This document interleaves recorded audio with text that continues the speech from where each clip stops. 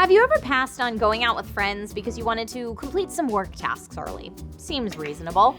However, when you go to boot your PC, it turns off immediately. CPU, are you okay?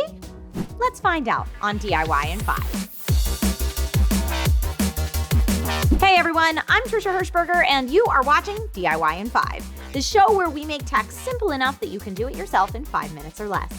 Today we're talking about common PC problems and how to fix them.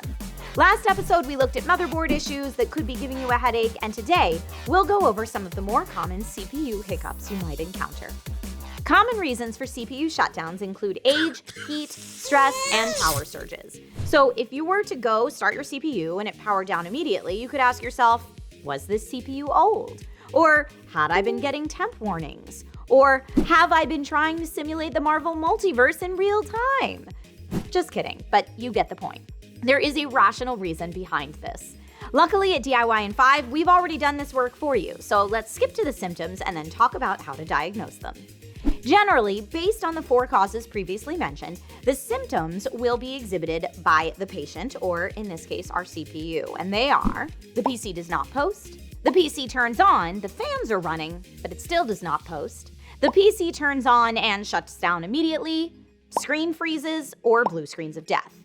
Typically, the root causes of these symptoms are as follows: heat and dust, thermal compound, leaks or bulging capacitors, power supply, video card capacitors, and fan. Armed with this information, the first thing that we will check for is heat and dust. Over time, fans die and the thermal compound on the CPU dissolves and needs to be reapplied. So let's open up the PC and examine our CPU. We're going to clean out all dust. Target the fans and especially the CPU fan. Since you already have the PC open, it would be a good time to remove the heatsink and fan from the CPU and to apply another layer of thermal paste. It's a good idea to check for any loose screws or cables that may be causing a short. If any cable is loose or screw is not properly seated, the PC may only turn on for a split second, then shut down.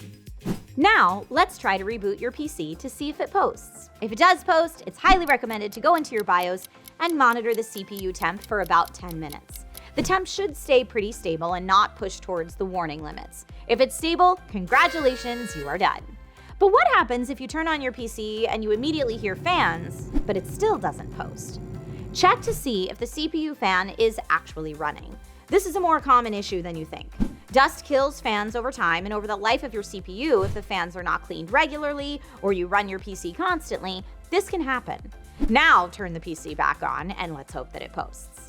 Generally, in most cases, these 2 methods will also take care of screen freezes and blue screens. However, there are instances that something else may be the cause. This also holds true for power on and immediately powering off. Power supply, or PSU, issues can be hard to distinguish between CPU issues sometimes. For example, let's say that your CPU is starting to overheat. You could experience reboots, as it's possible to set up your BIOS to automatically shut down in cases of high CPU temperature. Or the CPU could be unstable and Windows throws a blue screen. However, the instability could be caused by the power supply not being able to properly deliver power to the components during times of more stress. High-performance games can be extremely taxing at times. Another scenario would be a video rendering that contains a timeline with multiple 4K clips. Power supply issues are tough because it requires another power supply in most cases to figure out if that's the issue. If you're still having issues at this point, check your PC for any leaks or bulging capacitors. Do the same on the video card. Make sure the cables are still seated. These steps will ensure that your CPU is not the issue and, more importantly, tell you if your power supply is failing at max load. So hopefully this was helpful. May all of your PCs post and never ever turn off. Well, unless you want them to, that is. All right, I am Trisha Hirschberger and you have been watching DIY in 5.